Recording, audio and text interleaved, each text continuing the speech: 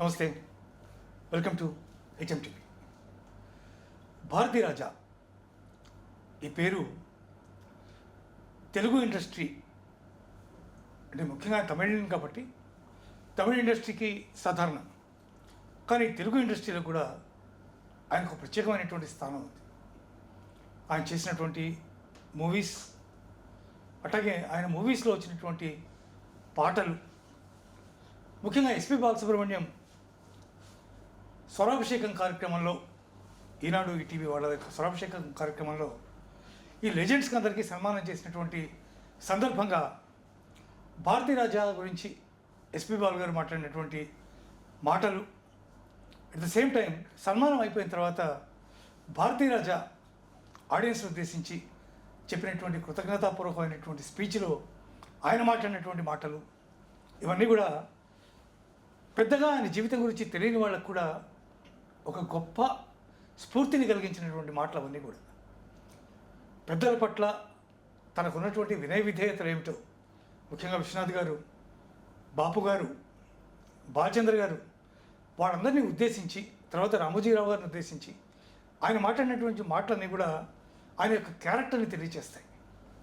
ఓ petrol బంకులో petrol పోసేటటువంటి బాయ్గా మొదలైనటువంటి ఆయన యొక్క కెరియర్, అప్పటికే నాటకాలు వేయడం, నాటకాలు రాయడం, వాటిలో తాను హీరో పాత్ర వేయడం, ఆ హీరో పాత్ర చాలా అద్భుతంగా పండడం, వాడికి మంచి రెస్పాన్స్ రావడం, దగ్గర నుంచి ఒక ప్రపంచవ్యాప్తంగా తనకంటూ ఒక గుర్తింపు తెచ్చుకున్నటువంటి ఒక గొప్ప దర్శక దిగ్గజంలా ఆయన తెచ్చుకున్నటువంటి పేరు ప్రఖ్యాతుల వెనుక అమేయమైనటువంటి కృషి, పట్టుదల, మొక్కబోని ఆత్మవిశ్వాసం. చాలా మంచి మంచి కథలు ఉన్నా కూడా హీరోలు ఎవరు దాన్ని తీసుకోనటువంటి కండిషన్స్లో ఖచ్చితంగా నా కథలో ఏదో రోజు సినిమాలుగా వస్తాయిరా అని బాలుగారితో ఆయన చెప్పినటువంటి మాటలు కాలక్రమేణా వాస్తవ రూపం దాల్చడం, తర్వాత అతను ఒక గొప్ప లెజెండ్గా రూపుదిద్దుకోవటం, ఇవన్నీ జరిగినాయి. ఆయనతో సాన్నిహిత్యం ఉన్నటువంటి వాళ్ళు తమిళ పరిశ్రమలో చాలా ఎక్కువ మంది ఉండవచ్చు, కానీ తెలుగు పరిశ్రమలో కూడా కొంతమందికి వారి పరిచయం, వారి దగ్గర ఒకటోరో పాటలకైనా మ్యూజిక్ సందర్భంగా పనిచేసినటువంటి వ్యక్తులు ఉండడం, ఆయన దగ్గరగా చూడడం, ఆయన ఎట్లా బిహేవ్ చేసేవారు, ఆయన తీరు ఎట్లా ఉండేది, పాటల విషయంలో కానీ షార్ట్ టేకింగ్లో కానీ, ఇవన్నీ కూడా చాలా ఆసక్తికరమైనటువంటి అంశాలు. సరే, హైదరాబాద్కి సంబంధించినంత వరకు భారతీరాజాకి ఎవరు సన్నిహితులు, ఎవరు ఎంతో కొంత బాగా ఆయన గురించి మాట్లాడగలరు అని వెతుక్కున్నప్పుడు నాకు కనిపించినటువంటి ఒకే ఒక వ్యక్తి ప్రముఖ చలనచిత్ర సంగీత దర్శకులు మాధవపెద్ది సురేష్. అంటే కేవలం వంశానుగతంగా అందరూ కూడా సినిమా ఇండస్ట్రీలో ఉండడం ఒకటే కాకుండా తనకంటూ సంగీతంలో ప్రత్యేకమైనటువంటి స్థానాన్ని తెచ్చుకున్నటువంటి వ్యక్తి శ్రీ సురేష్. ముఖ్యంగా జగదేక వీరుని కథలో ఆ రోజు పెండ్యాల గారు చేసినటువంటి సంగీతంలో శివశంకరి శివానందలహరి పాట ఎంత అత్యద్భుతమైనటువంటి పాటగా రూపుదిద్దుకుందో హిందుస్థానీ పక్కీలో, ఆ పాటకి ఈరోజు వరకు తిరుగులేదు. అనేక చోట్ల ప్రదర్శనలో ఇప్పటికి కూడా ఆ పాట పాడుతున్నారు, మనం వింటున్నాం. ఆ పాటకి ధీటుగా విజయవారి భైరవ ద్వీపంలో, అది కూడా మళ్ళీ విజయ సంస్థే, గుర్తుపెట్టుకోవాలి. ఆ విజయ సంస్థలో శ్రీనారద తుంబుర నాదామృతం అనేటటువంటి పాట, సురేష్ గారు చేసినటువంటి పాట ఎంత అద్భుతమైనటువంటి చరిత్ర సృష్టించిందో అందరికీ తెలిసినటువంటి విషయమే. ఆయన కొన్ని పాటలకో లేకపోతే కొన్ని సందర్భాల్లోనూ భారతీరాజా గారిని కలవడం, వారిని చూడడం, వారితో మాట్లాడడం, వారి యొక్క పంధాన్ని కొంతవరకు తెలుసుకోవడం జరిగిన వ్యక్తిగా నాకు కనిపించారు. అందుకే వారిని అభ్యర్థించాను, మీరు వచ్చి 4 ముక్కలు భారతీరాజా గారికి ట్రిబ్యూట్గా ఓ 4 ముక్కలు మాట్లాడవలసింది అని వారిని కోరినప్పుడు ఆయన దయతో అంగీకరించి మా స్టూడియోకి వచ్చి మాట్లాడడానికి ఆయన సంసిద్ధత వ్యక్తం చేశారు. ఆయన ఇప్పుడు మనతో ఉన్నారు ప్రస్తుతం. వారితో మాట్లాడి భారతీరాజా గురించి వారికి తెలిసిన విషయాలు తెలుసుకునే ప్రయత్నం చేద్దాం. నమస్కారం సురేష్ గారు. నమస్కారం అండి. భారతీరాజా గారితో మీరు ఎప్పుడైనా వర్క్ చేశారా? వర్క్ చేయడం తక్కువ, కాకపోతే ఆయనకి ప్రాణ స్నేహితులు ఇద్దరు, వాళ్ళతో మాత్రం బాగా వర్క్ చేశాను. ఇళయరాజా గారు, ఎస్పి బాలసుబ్రహ్మణ్యం గారు. అయితే ఫస్ట్ టైం నేను భారతీరాజా గారి మొదటి సినిమా నుంచి అంటే ఇప్పుడు సరిగ్గా చెప్పండి, బాపు గారు, ముళ్ళపూడి వెంకటరమణ గారు, అలాగే కె బాలచంద్ర గారు, కె విశ్వనాథ్ గారు, ఇలా మొదటి సినిమా నుంచి మనం వాళ్ళని ఎలా ప్రేమిస్తున్నాం, అలాగే తమిళ ఇండస్ట్రీలో బాలచంద్ర గారి తర్వాత అంటే ఆ కోవలో ఒక వైవిధ్యభరితమైనటువంటి ఒక పల్లెటూళ్ళ నుంచి వచ్చిన కథలతో కొత్త కొత్త ఆర్టిస్టులతో ఇంత బాగా చేయగలరా అని ఆయన్ని ఆరాధించడం మొదలుపెట్టిన వ్యక్తి భారతీరాజా, నో డౌట్. భారతీరాజా గారి సాంగ్స్ టేకింగ్ ముఖ్యంగా వాడిని అనుసరించిన వ్యక్తి మా స్నేహితుడు జంజాల సినిమాల పాటలు కొంచెం భారతీరాజా గారి ఆ వే ఆఫ్ స్టైల్ ఉంటుంది డెఫినెట్గా. సో భారతీరాజా గారికి ఎందుకంటే అప్పటికి నేను ఇంకా మ్యూజిక్ డైరెక్టర్ అవ్వలేదు, మ్యూజిషియన్, అందరి దగ్గర వర్క్ చేసేవాడిని. వర్క్ చేస్తున్నప్పుడు ఒక సందర్భంలో మాత్రం నాకు బాగా గుర్తు, ఏవి మారార్ రికార్డింగ్ థియేటర్లో, ఇది నాకు తెలిసి 80s ఒక పాట మధ్యాహ్నం 2 to 9 రికార్డింగ్ ఇళయరాజా గారిది పాఠం చెప్పారు. అది ఒక తమిళ్ సినిమా, ఒక అద్భుతమైన సినిమా శివపు రోజాగల్, అది తెలుగులో నల్ల గులాబీలు ఎర్ర గులాబీలు అని వచ్చింది. దాని కమల్ హాసన్ హీరో. సో జనరల్గా మాకేంటంటే నేను కీబోర్డ్ ప్లేయర్గా మొదలుపెట్టినప్పటి నుంచి మ్యూజిక్ డైరెక్టర్ అయ్యే వరకు ఎక్కడ చూసినా బాలుగారే జనరల్గా, అంతా రామమయంలాగా అంతా బాలమయంగా ఉండేది. ఆ రోజున బాలుగారు లేరు, ఎవరు పాడుతున్నారని అడిగి ఊరినే, అంటే కమల్లో వచ్చి పాడుతున్నారన్నారు. నాకు కొంచెం ఆశ్చర్యం, అంటే కమల్ సింగర్ అని మాకు తెలుసు. ఎలా తెలుసు అంటే ఇప్పటి చీఫ్ మినిస్టర్ విజయ్ వాళ్ళ అమ్మగారు, అంటే విజయ్ వాళ్ళ తాతగారు, అంటే తల్లికి తండ్రి, ఆయన వాహినిలో పనిచేసేవారు. మా గోఖలా గారి డిపార్ట్మెంట్లో చేసేవాళ్ళు ఆయన.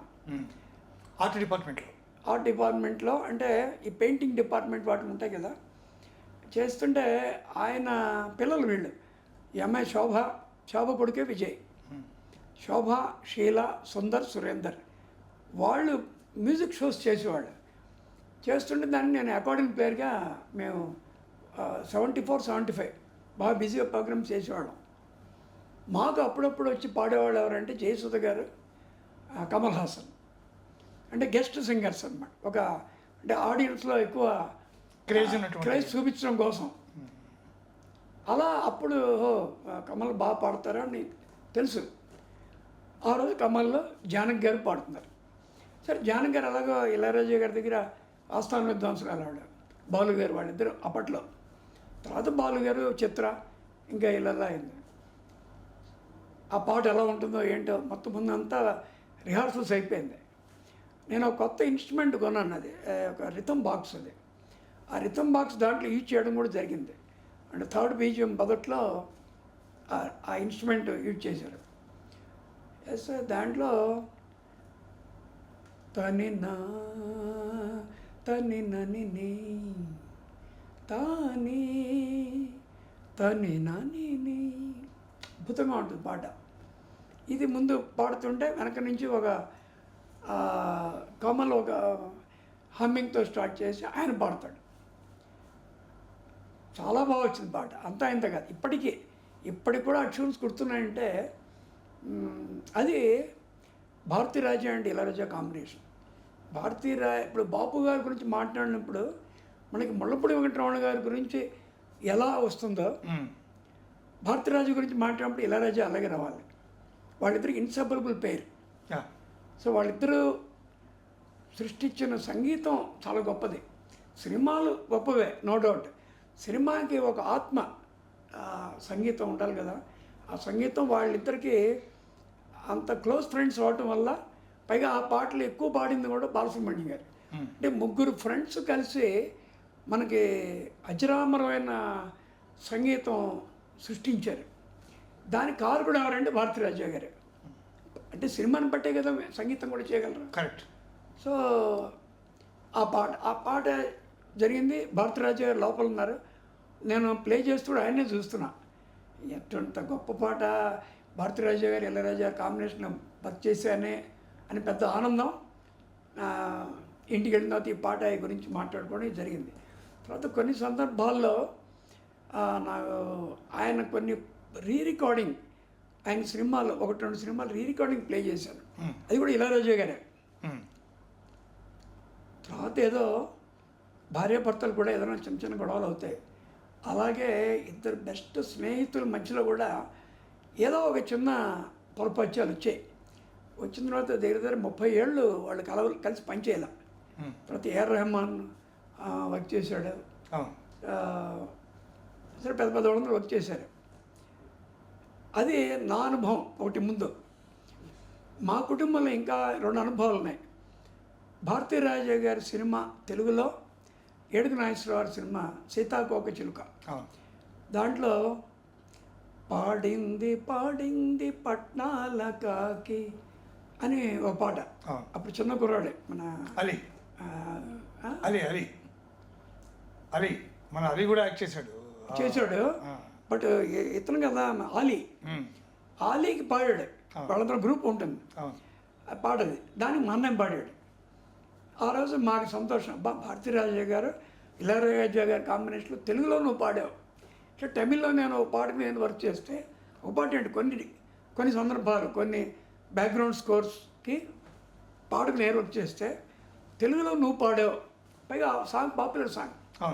మిగతా బాలు గారు పాడారు హీరోకి. సో అదొక మేము మర్చిపోలేని అనుభవం. అది మినిటి సూర్యుడు వచ్చినమ్మా అనేటటువంటి పాట కూడా చాలా అద్భుతమైనటువంటి అన్ని పాటలు సూపర్ హిట్స్. దాంట్లో ఈ పాట కూడా పాడింది పట్నాల గారు కొంచెం హుషారుగా ఉండే ఒక సాంగ్ అది. అంటే అది హీరోయిన్ టీచ్ చేస్తాను. కరెక్ట్. తర్వాత అప్పటికి ఆమెకి ఇంకా సంగీతం రాదు నేర్చుకుంటుంది. నేర్చుకున్నాను కాబట్టి అమ్మాయిని ఏడిపిస్తూ చాలా చాలా సరదా ఉంటుంది పాట కూడా. అంటే మా అన్నయ్య నేను మా ఇద్దరికి అనుభవం ఉంది. ఇదే అనుకుంటే మాకు అనుకోకుండా మా మనోడు అంటే మా అమ్మాయి కొడుకు అంటే దౌహిత్రుడు, వాడు నాగసాయ శ్యామసుందర్, అసలు పేరు శ్యామ్ మేము శ్యామ్ అని పిలుస్తాం. వాడు కాలేజీలో డిగ్రీ చదువుతుండే బీఎస్సీ సెకండ్ ఇయర్ చిన్నపిల్లవాడు. ఒక రోజు నాకు ఫోన్ చేస్తే తాత నీకు ఒక చాలా గొప్ప న్యూస్ చెప్పాలి, చెప్పు నాన్న. ఏంటి అన్న? నేను ఒక సినిమాకి హీరోగా వర్క్ చేస్తున్నాను. నువ్వేంటి హీరో ఏంటి? మా ఇంట్లో హీరోలు లేరు.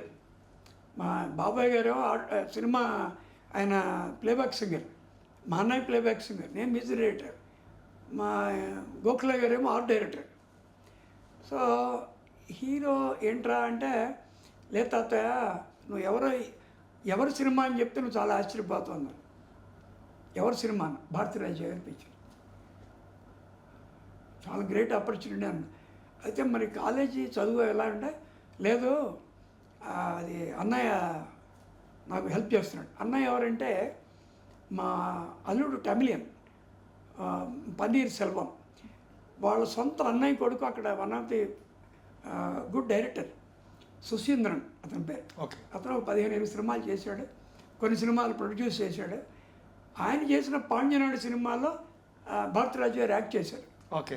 సో అప్పుడు డైరెక్టర్ టు డైరెక్టర్కి వాళ్ళకి అనుబంధం ఉంది. దాంట్లో ఏంటంటే మెల్లగా భారతీరాజా గారి అబ్బాయికి హీరో అవ్వాలని మొదటి నుంచి డైరెక్ట్ చేయాలని ఉంది అతనికి. డైరెక్ట్ చేస్తే భారతీరాజా గారి పిక్చరు వాళ్ళ అబ్బాయి డైరెక్ట్ చేశాడు, అది ఆడుతుందో లేదో, అనవసరాన్ని వస్తాయేమో అని భయపడాయన దాన్ని ప్రోత్సహించకపోతే అతను 3 సినిమాలు హీరోగా యాక్ట్ చేశాడు. హీరోగా యాక్ట్ చేస్తే మనోజ్, అతని పేరు మనోజ్ భారతీరాజా. అతను బాలసుబ్రహ్మణ్యం గారి పిల్లలు, ఇళయరాజా గారి పిల్లలు, వీళ్ళందరూ మళ్ళీ ఫ్రెండ్స్. ఏదో మొత్తానికి ఈ సుశీంద్రన్తో కథ ఆ మాటలు ఇవన్నీ ఇతనిది, సుశీంద్రన్ది. అప్పుడు ఇతను భారతీరాజా గారు చెప్పి, మీరు ముఖ్యమైన వేషం మీరు వేస్తున్నారు, మా వెనకాల మీరు కొండంత అండగా మీరు ఉండాలి, మీ అబ్బాయి చేత డైరెక్ట్ చేయాలి, నేను ఉంటాను పక్కన, మీరేం భయపడక్కల, నేను ఎటువంటి డైరెక్టర్ మీకు తెలుసు కదా, నువ్వు మంచి డైరెక్టర్, నేనుంటా అన్నీ చూసుకుంటా దగ్గరుండి, నేనేదో వదిలేయడం కాదు, నేను కూడా ప్రొడ్యూస్ చేస్తాను ఈ సినిమాని, మీరు హీరోయిన్ తాత వేషం మీరు వేయాలి అని సరేనయ్య అని అతి కష్టమే ఒప్పుకున్నాడు ఆయన. ఒప్పుకున్న తర్వాత మా తమ్ముడు ఉన్నాడు, మా బాబాయ్ కొడుకున్నాడు, చదువుతున్నాడు కుర్రాడు, వీడిని హీరో చేస్తే బాగుంటుందని అనుకుంటున్నాం మీరు చూడండి అన్నాడు. అతను ఆయన చూడంగానే ఇతనే కరెక్ట్ అన్నాడు. అంటే భారతీరాజు గారి అయ్యి అనేది చాలా గొప్పది. విజన్ అంటే ఎంతమంది అక్కడి నుంచి వచ్చిన వాళ్ళు మహానుభావులు. శ్రీకాకుళం హీరో మురళి అట్ట వచ్చిన వాడు మురళి అండి, ఎంతమంది, రాధ ఏంటి అసలు ముత్యాల అరుణ, ఒక పెద్ద లిస్టే ఉంటుంది కదా. అలాగే తర్వాత మా అబ్బాయి ఆశ్చర్యపోయాడు, మా అల్లుడు, మా అమ్మాయి ముఖ్యంగా. ఎందుకంటే భారతీరాజు గారు మీ అందరం మా అందరికీ చాలా ఇష్టమైన డైరెక్టర్. సరే నాన్న, చదువుకి ఇబ్బంది లేకుండా చూసుకో, మార్గళ్ళి తింగళన్నారు, ఓపెనింగ్ నువ్వు రావాలి తాత అన్నాడు. మేము వెళ్ళాం, పొలని దగ్గరలో చేశారు. మ్యాక్సిమం ఒక 23-24 రోజుల్లో సినిమా అయిపోయింది. ఓకే, చాలా బాగుంటుంది సినిమా. అప్పుడు ఆ సందర్భంలో మా మనవడు ఆయనకి బాగా నచ్చాడు. వాళ్ళ మనవడిని ఎలా చూసాడో నాకు తెలియదు, కానీ మా మనవడు శ్యామ్ అంటే ఆయన చనిపోయే వరకు కనీసం చాలాసార్లు వాళ్ళు కలిసేవాళ్ళు. అది ఏ అనుబంధం నాకు తెలియదు, మనకేం మాటలు చెప్పలేము అది. పైగా ఆయన తెలుసు వీళ్ళది మ్యూజికల్ ఫ్యామిలీ, వీళ్ళ కుటుంబం అంతా నటులు ఉన్నారు, ఇటు మ్యూజిక్కి వెళ్ళినారు. వీళ్ళ పెద్ద తాత అది పాడాడు ఆ సినిమాలో. రమేష్ కూడా మంచి ప్లేబ్యాక్ సింగర్, ఇళయరాజా గారితో చాలాసార్లు పాటలు పాడాడు ఆయన, తమిళ్, తెలుగు, కన్నడలో అనుకున్నాడు ఇది. సో అలా ఈ 3 అనుభవాలు అనేది మాకు ఒక ఫ్యామిలీలో జరగడం చాలా గొప్ప విషయం.